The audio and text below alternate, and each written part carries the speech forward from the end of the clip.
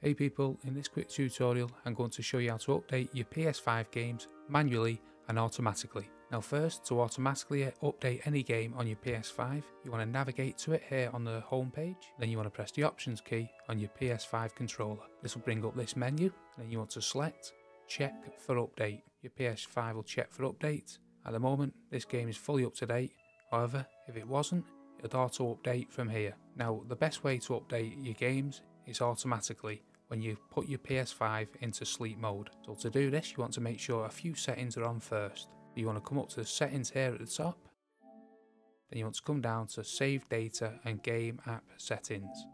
Now from here you want to come down to automatic updates, and then you want to make sure auto download is toggled on and auto install in rest mode is toggled on. Now there's one more settings you want to check, so you want to come back to the main settings page and come up to system.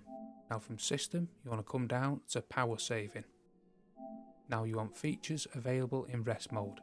Now here the supply power to USB port, you want to make sure this is to 3 hours or always. And then again you want to make sure the stay connected to the internet is toggled on and enable turning on PS5 from network is toggled on.